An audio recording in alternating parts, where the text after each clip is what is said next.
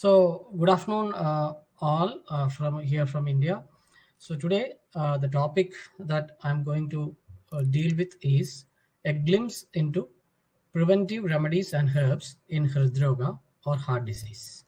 So, through this brief session, we'll be dealing with what is the general concepts about the heart, what are the disease conditions where Ayurveda can have some role in management, and we'll look into some of the important herbs that we use for prevention purpose in heart diseases.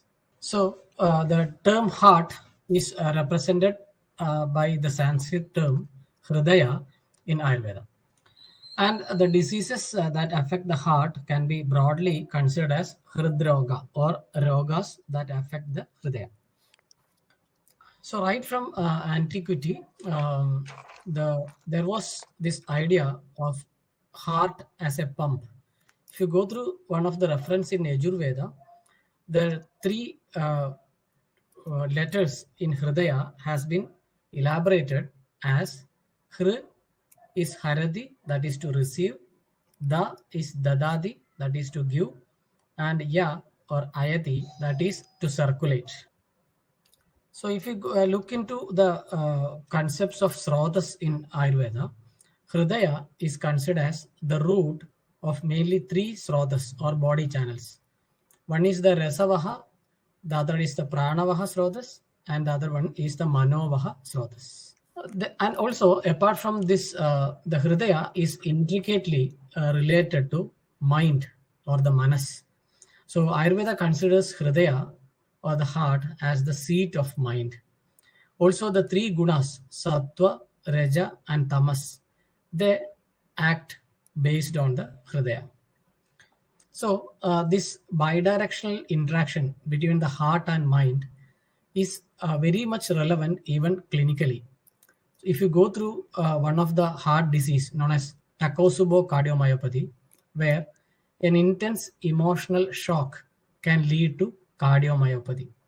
The same thing we can see in lot of other diseases like myocardial infarction, where it is triggered by emotional stress. So mind is closely in relation to heart. So managing the emotional status or the emotional stress is very integral in the management and even in the prevention of heart diseases. So Ayurveda gives very much importance to this concept, and even the modern researchers now they are validating the importance of viewing human body in a holistic manner to manage or to prevent diseases. Hridaya is also one of the three important marmas or vital points in the body. So the three important marmas are Shiras or the head, Hridaya or the heart, and Vasti or the bladder. So even in the concept of yoga, these marmas are very much important. So these are some of the basics of Hridaya as an organ, as a marma, and as the root of the Srotas. So all these things will be dealt in detail in the coming sessions. Now let us see what is the influence of doshas over Hridaya. So all the three doshas have important roles in the functioning of Hridaya. Vata, especially the prana and the vyana type, basically controls the neural pathways as well as the contractile functions of the heart. Pitta, especially the sadhaka type, looks after the cognitive aspects of the hridaya. So we may have a doubt about what is the role of heart in the cognitive aspects. But Ayurveda, since Ayurveda considers hridaya and manas as closely related, Hridaya has a role in the cognitive functioning of the body. That is why this role of Pitta is very important in that respect. Kapha, especially the Avalambaka type, it takes the role of the nutritive aspects of the Hridaya as well as the lubricant effects for the proper functioning of the heart.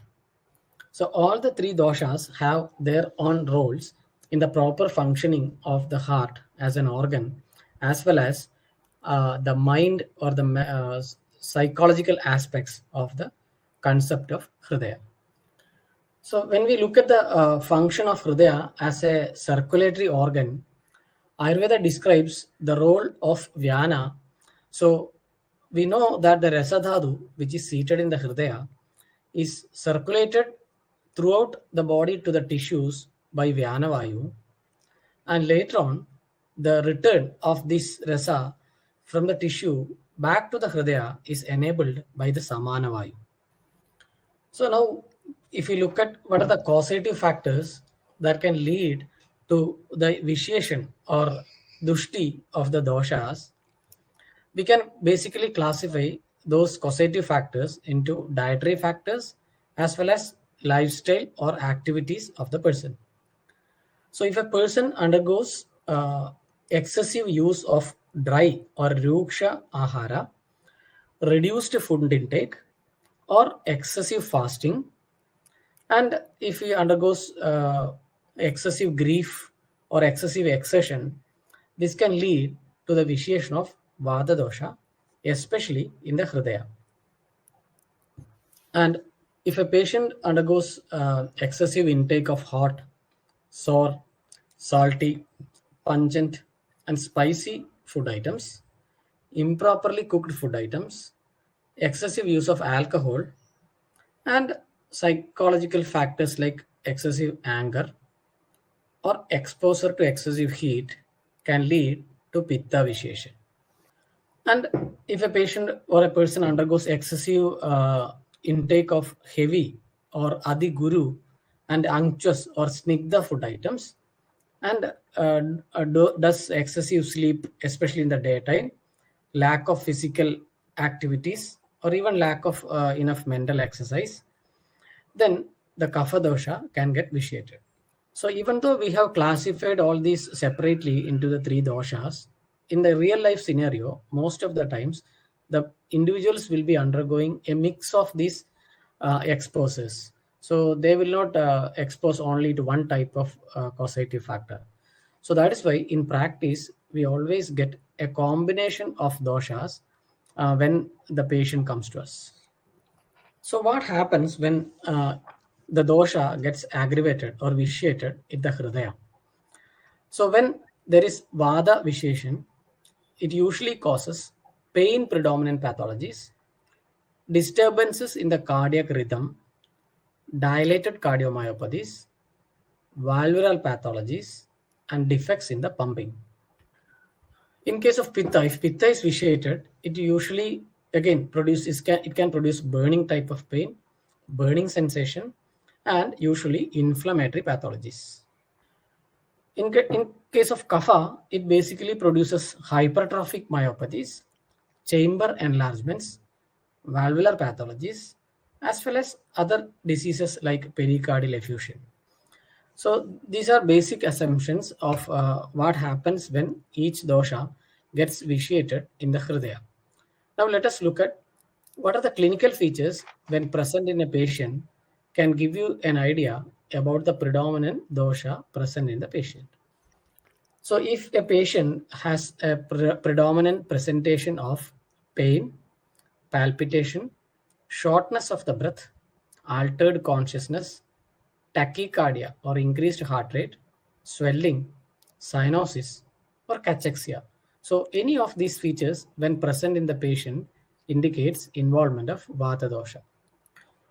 If the patient has burning sensation, thirst, sweating, fainting, fever, then bitter taste in the mouth, Tikta Amla Udgara, that is sour or bitter irritations, vertigo or spinning sensation, icterus or jaundice, and skin rashes. So, when these features are present, it indicates involvement of Pitta dosha. Dr. Mukesh, could you please explain Tikta Amla Udgara? It's more like belching or more like reflux? Yeah. Belching. Belching with the taste of Amla and Tikta, yes. Yes, thank you. So if the patient has a feeling of stony heaviness, just like a stone is kept on the chest area, shortness of the breath, numbness, tightness of the chest, anorexia or loss of appetite, bradycardia or reduced heart rate, swelling of the body parts, and pallor, then you should assume that the Kapha dosha is involved. So this is how we usually interpret diseases, especially modern diseases, into Ayurveda. So this will be dealt in detail when we go into the detailed classes. So now let us look into the therapeutic approach. We have already looked into what Hridaya is and how a disease can manifest in Hridaya, and how we can identify the dosha in a patient with the help of the symptomatology. So, in Ayurveda, when we get a patient with the disease of the heart, or if we get a patient who is at risk of developing heart disease, the first thing is to set the goal of the therapy.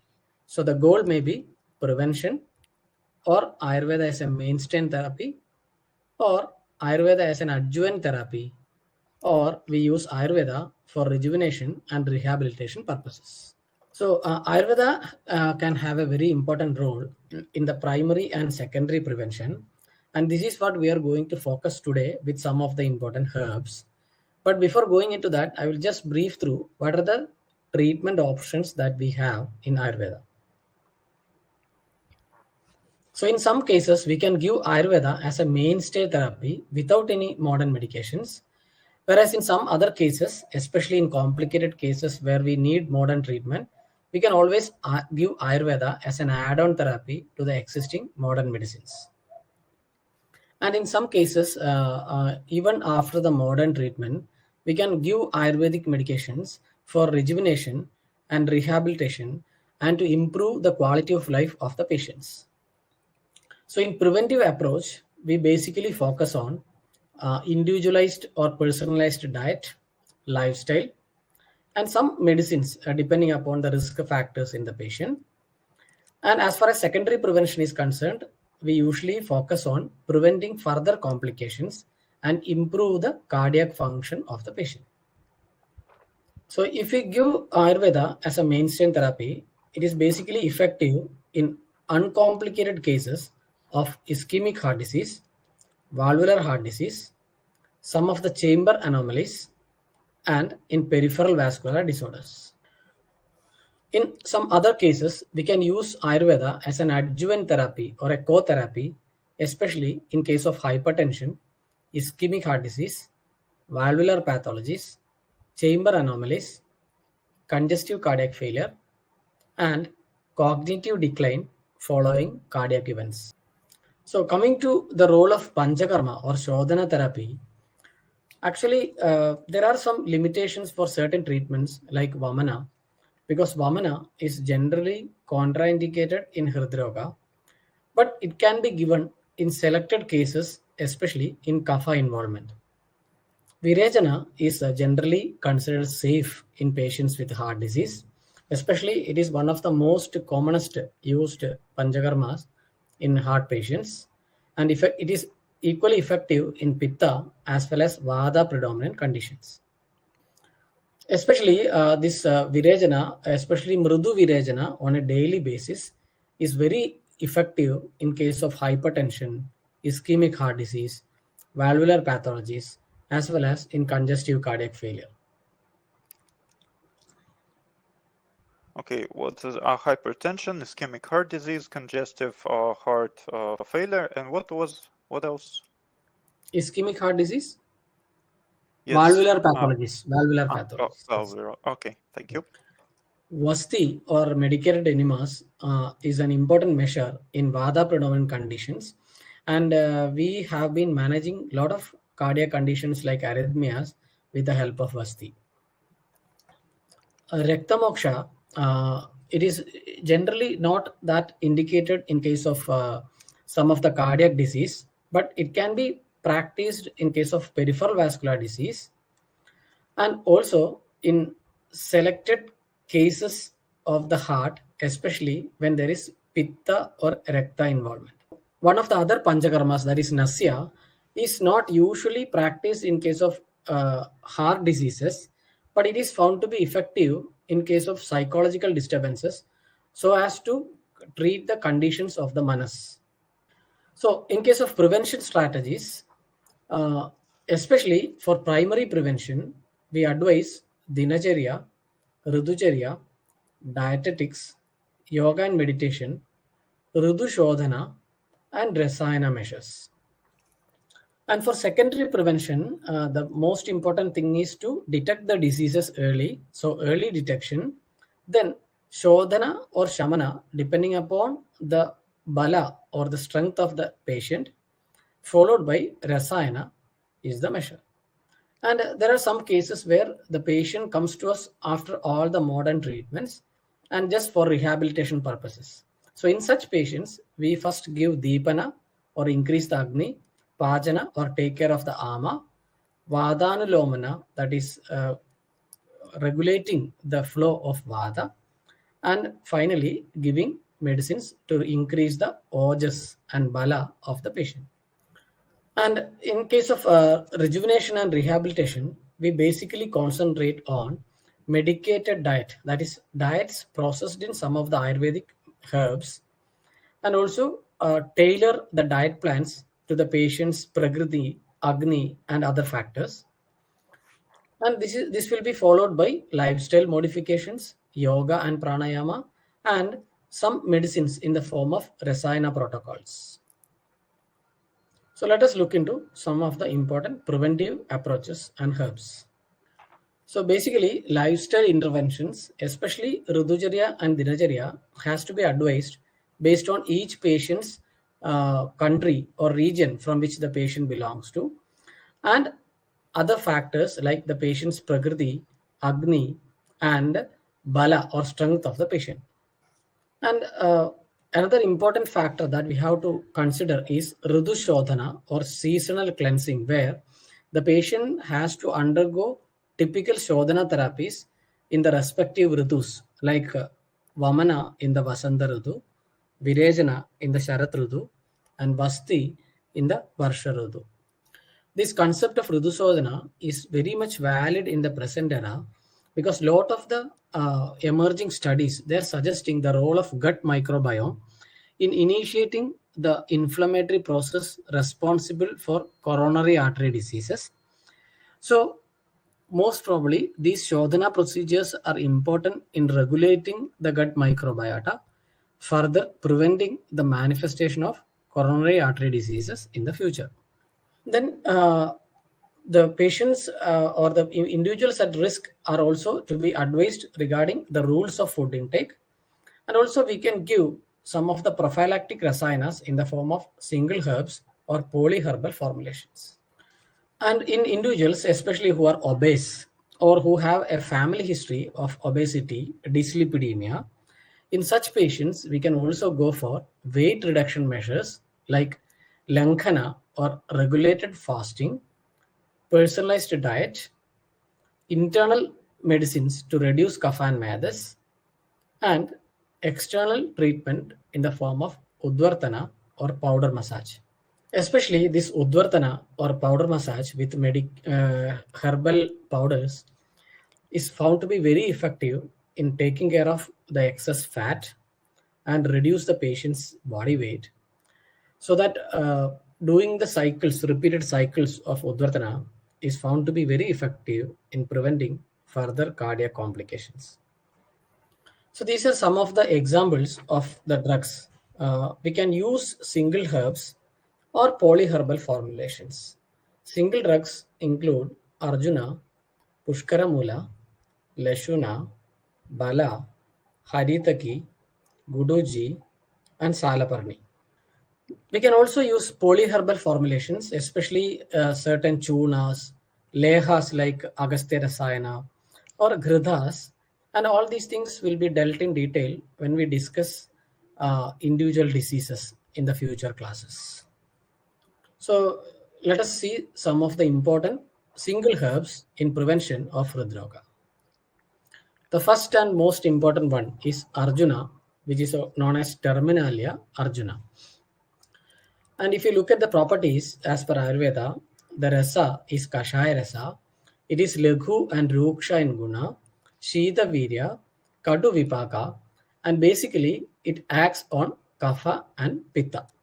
And even though it is told as Kapha Pitta Hara, it is basically a Tridosha Hara, so that it also has action on Vata dosha. So it is one of the this Arjuna is one of the important cardiotonic medicines that is used in Ayurveda, so that it can strengthen the heart muscles, or it is considered as Hridya, and it is also very much effective in conditions like angina, palpitations, or reduced blood pressure. And it's also effective in left ventricular dysfunction, ischemic heart disease, and there has been a lot of studies that have reported the cholesterol lowering effect and the antioxidant effect of Arjuna. And apart from the effect on Hridaya, Arjuna is also very much effective in reducing the mental stress. So it can be used for Shirodhara or other procedures like Shirolepa to reduce the mental stress. So next drug is Pushkara Mula, which is Inula racemosa. The properties include Katu Tiktarasa, Leghu Rukshaguna, Ushna Virya, Katu Vipaka, and it is basically Vada Kafahara in nature. And the clinical use is basically very much effective in case of chest pain as well as dyspnea or breathlessness. And ideally, it is used in Vada or Kapha type of chest pains. And usually, the indication is when the patient comes to us with exertional dyspnea or chest pain associated with difficulty in breathing. As we discussed earlier, Arjuna basically is used as a single herb. Pushkara Mula can be used as a single herb, or it is also present in lot of the polyherbal formulations that we can use to treat cardiac patients. Next drug is Guduji or Tinospora cordifolia. The properties include Tikta Kashaya Rasa, Leghu Snigdha Guna, Ushna Virya, Madhura Vipaka, and basically it is a Pitta Pradhana Tridosha Hara. That means Pitta predominant Tridosha. So Ayurveda considers Guduji as the best Jwarahara, or basically we use this to treat fever. But this is also very much effective in the treatment of heart diseases. So it has anti-inflammatory activity, so that it can be used as a Rasayana drug for patients with endothelial damage, autoimmune conditions, and also it has action on the Rasa and Ojas. So usually this Guduchi is used in the fresh juice form, but nowadays the extracts and the capsule forms are available, which we can use, and we can advise the patient for a daily use for a period of 21 to 42 days, depending upon the conditions present in the patient. So the next drug is Bala, that is Sida cordifolia. So the properties include Madhura Rasa, Guru and Snigdha Guna, Shita Virya, Madhura Vipaga, and the basic action is Vadahara. So basically, this Bala is used in the treatment of Vata or Vata Vyadhi, but in the context of Hridroga, it is very much effective in the rehabilitation purpose of a patient who is afflicted with the reduced pumping capacity of the heart. So this can be used as a single drug in the form of powder or Kshira Kashaya, that is medicated milk, or in the form of kashayas mixed with other drugs like Jiraka or Nagara. And apart from this cardiac tonic activity, this also has some calming effect on the CNS, so that we can also use this in patients where the mind is also affected along with the Hridaya. We have seen in some patients with myocardial infarction, after the MI, the patient can develop anxiety or depression. So in such cases, Bala is very effective. So the next is the Lashuna or Allium sativa. The properties include Katu and Tikta Rasa, Snigdha and Tikshna Guna, Ushna Virya, Katu Vipaka, and basically it is Kapha Vadahara. So all of you might be very much familiar with the use of Lashuna in the diet. There are a lot of studies that indicates that including Lashuna, in the diet can improve the cardiac function, prevent coronary artery diseases, and hypertension. So, if you are familiar with the Indian diet, especially the South Indian diet, this Lashuna is an important component of the spices that we use here. And you should be very careful when you give this drug, because in patients or individuals who are already taking some antiplatelet drugs, you should give Lashuna with care. So in Ayurveda, there is a regimen for Lashuna Rasayana where we give Lashuna in incremental dosage. That means increasing dosage. One day you give 3 grams, next day 6 grams. Like that, you increase the dose in Rasayana protocol. And this has been found to be very much effective in some of the selected cardiac conditions. So next drug is Shalaparni or Desmodium gangeticum. The properties include Madhura Tiktarasa, Guru Snigdha Guna, Ushna Virya, Madhura Vibhaga, and it is basically Vada Pittahara in nature. Just like Arjuna, this is also another important drug that we use in the treatment of cardiac disease, especially in rhythm disturbances. So it has a property of nourishing the heart or the hridaya, and it also has a calming effect on the pitta, and it also promotes ojas. So next is Haridagi, Terminalia chebula. You might be knowing it is one among the Triphala. So the properties include Lavana Varjida Panjarasa. That means except Lavana, all the other 5 rasas. Laghu and Ruksha Guna, Ushna Virya, Madhura Vipaka, and it is basically Vada Pradana Tridoshahara. So basically it is a Tridoshahara, but basically more on Vada. So this can be used as a preventive drug, and we can advise the patient to take it on a daily basis. Especially, it supports vascular health. It is also mild laxative, so that it is Vadanulomana. Even though it is a Rasayana drug, you should be cautious in giving Haridagi continuously. So when you give this, you can give for a cycles of 3 to 6 weeks. Then you should give a break in between. Then again restart the regimen. Otherwise, it will cause increased rukshatva in the body. The next drug is Nagara, or the dried one is called as Shundi, that is Singiber officinal. The properties include Katurasa, Leghu, Snigdha Guna, Ushna Virya, Madhura Vipaka, and basically it is Vata Kafahara in nature. So this is basically effective in taking care of the ama, and it promotes digestion, so that in patients with Agni Mandya, this can be given.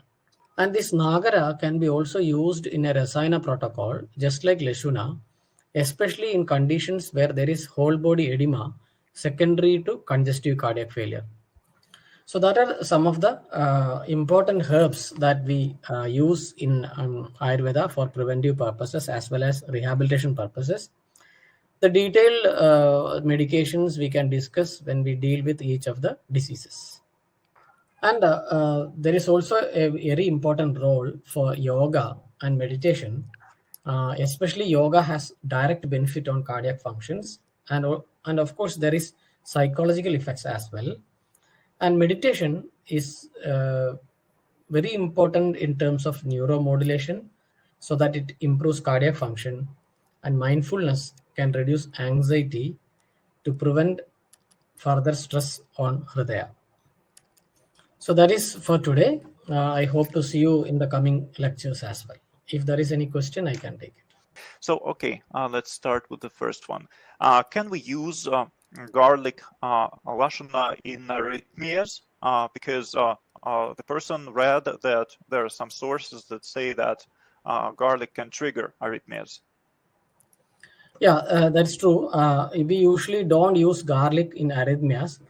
Garlic is very effective in patients who has increased kapha and madas, and disturbances of vada when it is obstructed.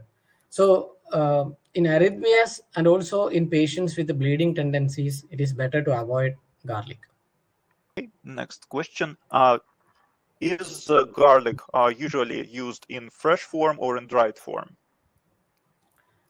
Usually it is used in fresh form, especially for Rasayana protocols. We even use it as Kshira Kashaya. Next question.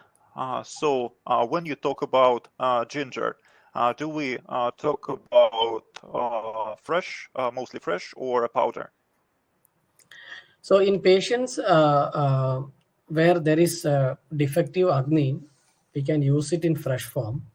But whereas in for Rasayana protocols, we use it in a dried form. So dry and powdered, and usually it is mixed with Guda or Jaggery, and then it is given in increasing dosage.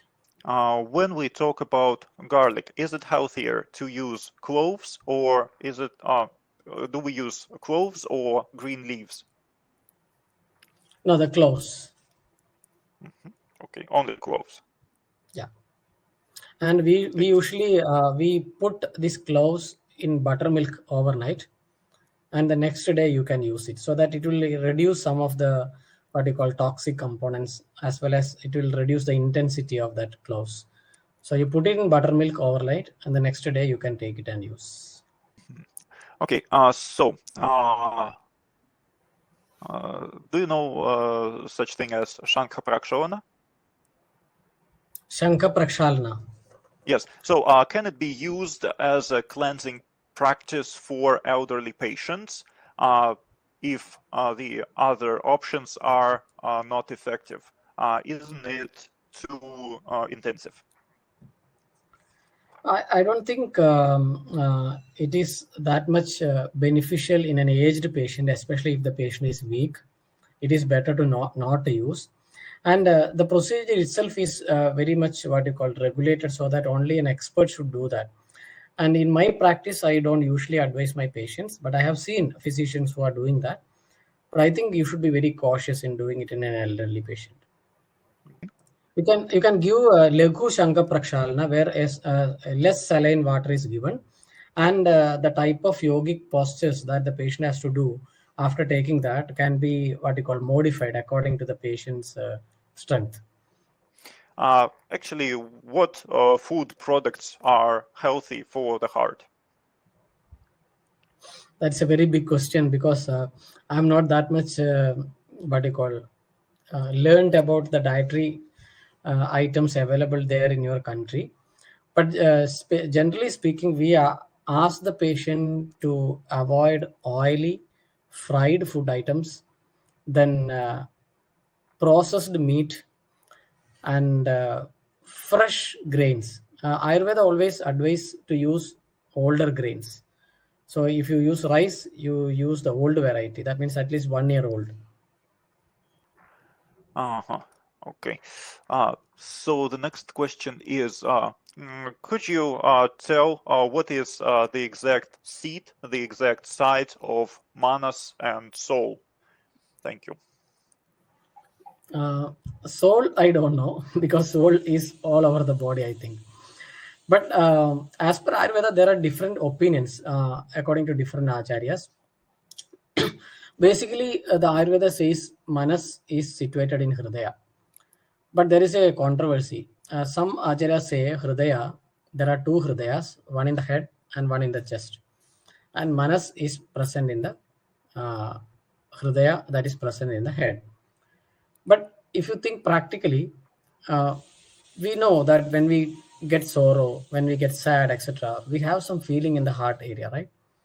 So there is an intrinsic relation between brain and the heart, and I think the manas is situated in that link between the brain and the heart. So what Arjuna regimen you could recommend? Arjuna. Yes. No, actually, that depends upon the condition that the patient has, and also we have to factor in the patient's prakriti, kosta, etc. Arjuna can be given in the powder form, like 5 gram twice daily, or it can be given in Kshira Kashaya form when it is prepared with the Kshira Kashaya. The basic thing is that the patient should have good Agni, there should not be any Ama, and the patient should not be under warfarin. In such scenarios, you can give Arjuna in these regimens. Sorry, what was the last condition? The patient should not be under? The drug warfarin, drugs like warfarin, which is an anticoagulant. Okay. Next question. Are there any plasmas that are used in cardiology? I didn't get the question. Are there any?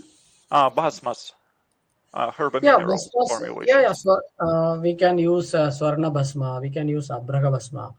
So a lot of basmas, Shankha Basma can be used. We can use that.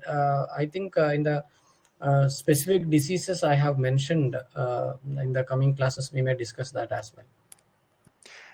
Okay. So, is it possible to use Arjuna in increased arterial pressure? It can be used for a what you call a specific amount of that means specific time period, like 1 month, 2 month, etc., but not beyond that. Provided you should have that indication. Especially Arjuna is effective in rhythm disturbances and pumping defects. So if there is indication, you can use that, but the time period should be short.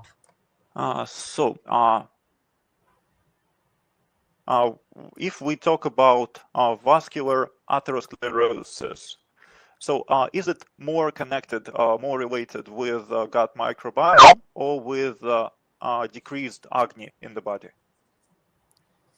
Yeah, the concept of Agni should be learned in connection with the gut microbiome, because the concept of Agni includes basically three things. One is the action of digestive enzymes. Second one is the motility of the bowel.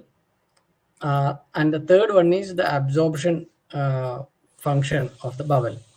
So if there is defect in any of these three, we say that the Agni is affected. And for digestion, the microbiome is an essential factor.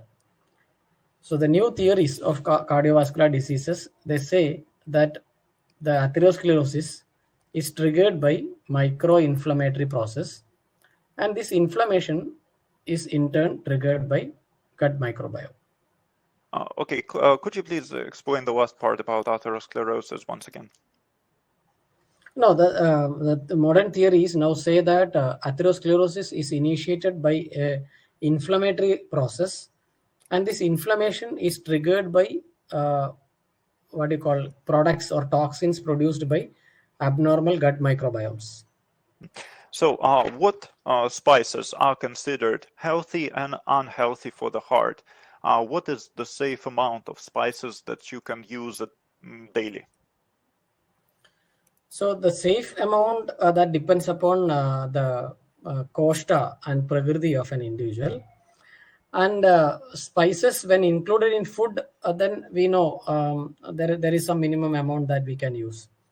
But when you use spice as a what you call drug, you can use the spice for food, but you can use a spice as a drug. Sorry, food. So if you use as a drug, then the dosage is different for different spices. So Ayurveda says spice like pipali should not be used in excess. But generally, we go with Lashuna, Pipali, Nagara, then Maricha. All these things can be used in small quantities. Why I cannot tell typical quantities is because that depends upon the preparation, the individual type, the cost of the individual, etc. So there is a difference when you use it as a drug and when you use it for cooking purposes. Okay. So, and when it comes to cooking purposes, are there some kind of safe amounts or not? That depends upon the recipe as well, right? Because some of the recipe contains too much lashuna in it, and some they will put too close in that. So in terms of grams, it is very difficult to explain for each herb or each spice. So what kind of physical exercises or physical work are healthy for heart management, heart treatment, apart from yoga? Can it be, for example, swimming? Yes, definitely. Yeah, swimming is a very good exercise, and we usually suggest patients to walk. Walking and a minimal speed running is the best thing that a patient can do if at all the patient doesn't have any joint or other locomotor system abnormalities. So swimming, as you told, is very good exercise. Then we also give certain what you call aerobic exercises, which can put very minimal stress on the heart. So again, this has to be tailored based on each individual's need. For example, if you ask an obese person to run, it's not possible, right? So we ask him to walk. So put it simply, walking is the best thing that a heart patient can do. And it should be, as Ayurveda says, Ardha Shakti. That means the patient should not get exhausted completely. He should get exhausted up to half of his strength. That is what Ayurveda says. Okay, so to maintain cardiac health, is it healthy to consume red grape juice or red wine in moderate quantities? I think red wine will be more what you call congenial, but in very minimal quantities. And a daily use is not that good, but you can use on alternate days like that. But again, there is a difference. If you have become accustomed satmya to that, then this may not cause much problems. So this may cause problems when it is used by people who are not satmya to that substance. So the concept of satmya is also very important when we speak about certain dietary items and a regular use of that item. So I think red wine will be more congenial. Uh-huh. So just there was this previous question about Shank Prakshavana. So you said that you could do Lakhu Prakshavana with smaller amount of saline water. So what is the specific amount? Could you please clarify? Again, that depends. We have to see the patient. Otherwise, because this the amount is different in different individuals. And I already told that I usually don't do that in my practice, so I may not be an expert in commenting on that. So there is an opinion that consuming hearts of animals is useful for human heart. Is it so? What's your opinion? So, as per the Ayurvedic principles, Vriddhi Samane Sarvesham. So, whatever you take, the similar change will happen in your body. As per that principle, we can accept that this is a what you call good idea. But the problem is processing. How you process that? So, basically, we suggest goat's meat or the heart. Uh, it made into a soup with some of the herbs can be taken for cardiac health. uh, if you select such things, you should select the heart of very agile animals, not what you call sedentary animals. So that is first thing. So we say jangala mamsa, so that wild animal hearts. Okay. uh, so it can be given, but the method of preparation should be, it should not be fried, it should not be cooked with what you call viruddha items like certain oils, etc. So it can be given. We usually suggest here God's heart, but not into much high quantity. We can make it to a soup and take. I think rest of the doubts can be put in WhatsApp because it's already my consultation time now. So we are beyond our time. So I'm sorry for that.